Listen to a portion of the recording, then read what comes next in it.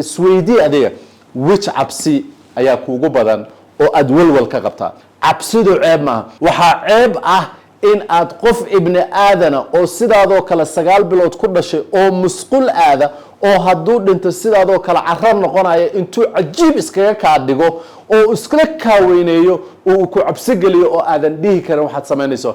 that's waxa ceeb iyo xumaan iyo wax laga naxa marka aad baraarugsan tahay waxa aad samaynaysaa waxa dantu kuugu jirto inaad qabato una qoyan tahay waxa aad adiga lagu abuuray.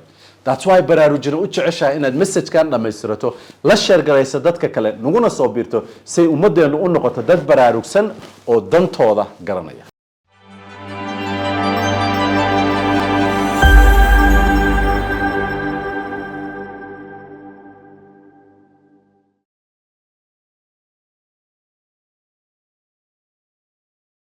السلام عليكم ورحمة الله وبركاته. وأنا السلام عليكم. ما قرن كرتا بقول كي بسجاشن يسجال وحدتكو أي وجاري لأيهن هنكودا أما هم يجنوا شيء كليهن. محا أمالين سا أديجا أما أنيجا فرتكو تاجايا إن هالجرينا يعني أما دبنو ريبيان أو وح عن رمنون كريونينو إن رادينو أو راد كودا رانو نوديراي بالسويدي وحا أجوب بدن يقفك بلو آدم كأوديدا وعبسي واي. waxaan horay uga sheekeynay cabsida meesha ay ka timid cid ugu badan ee isticmaasha iyo saddexda nooc aan raba inaan kuu sheego. waxaan rabaa inaad ogaato markaad adigu dhalatay ama anigu aan dhashay saddex cabsiyood oo kaliya la timid, laba cabsiyood oo kaliya la timid. labada cabsiyood oo la timid waxa waaye cabsida codka dheer oo lagugu qayliyo iyo cabsida aad ka baqayso inaad dhulka ku dhacdo ama aad ka baqayso inaad dhacdo. inta kale oo cabsi ah waa waxna la baray. waxaa jira wax la yiraahdo material ama wax qofka bilow aadanka alla ku abuuray ama siyaabo alla subxaanahu wa ta'ala qofku u abuuray asagu uu magac u raadsan karo noocay tahay. cabsidu waa wax nagu abuuran sida cibaadada ama ay noogu abuuran tahay inaan alla caabudno ama aan cid caabudno sida ay noogu abuuran tahay. ma xasuusataa qisadii Umar inuu habaan u maleynaya intuu timir samaysto oo uu alla ka dhigto kadibna uu iyada cunaayay. waxaa qof walba marka ku abuuran in uu jiro cid la caabudo laakiin qofka muslimka waa qofka garanaya alla kaliya inuu caabudo. sidaas awgeed qof kasta waxaa ku abuuran cabsi laakiin waxaa laga rabaa inaad ogsoon tahay cabsida iyo sidaad u manage garan lahayd. haddaba maanta waxaan ka hadlaynaa facekeena koobaad what is an cabsi.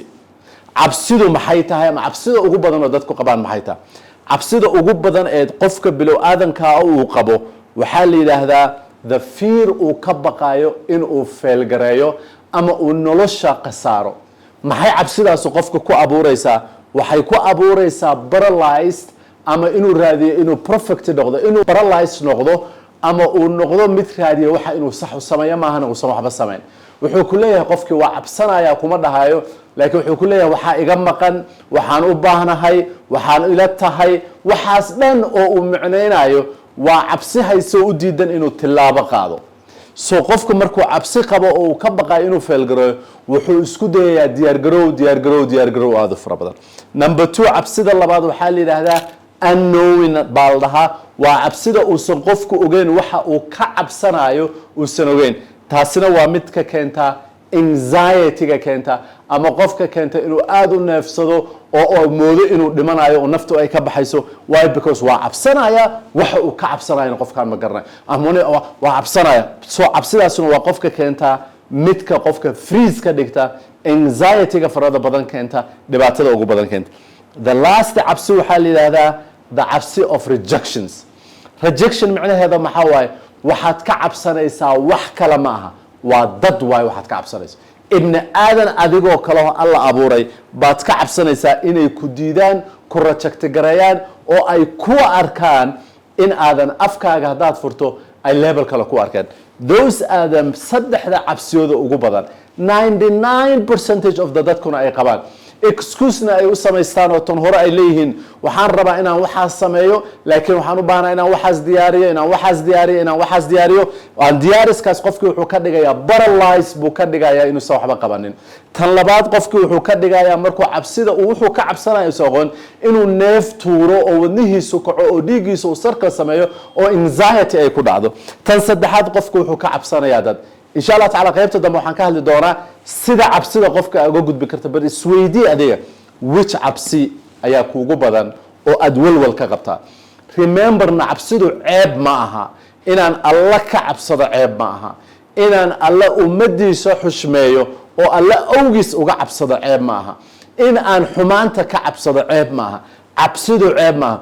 laakiin waxaa ceeba inay paralyze kaa dhigto, waxaa ceeba inay anxiety iyo fear kugu rido oo aad jarayso oo aadan dadka ka hor hadli karin oo aadan ogeyn waxaad ka cabsanayso. waxaa ceeb ah in aad qof ibni aadana oo sidaadoo kale 9 bilood ku dhashay oo musqul aada oo hadduu dhinto sidaadoo kale carar noqonaya intuu cajiib iskaga kaa dhigo oo iskala kaaweyneeyo uu ku cabsi geliyo oo aadan dhihi karin waxaad samaynayso.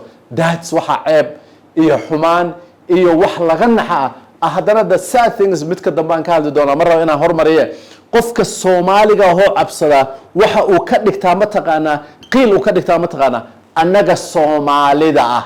no annaga Soomaalida ma maxamed magacaaga ii sheegay waxa aad ka cabsanayso maxaa kalifa inaad cabsanayso xaawo maxaa ka cabsanaysa ma annaga Soomaalida ah manna la barin annaga Soomaalida ah.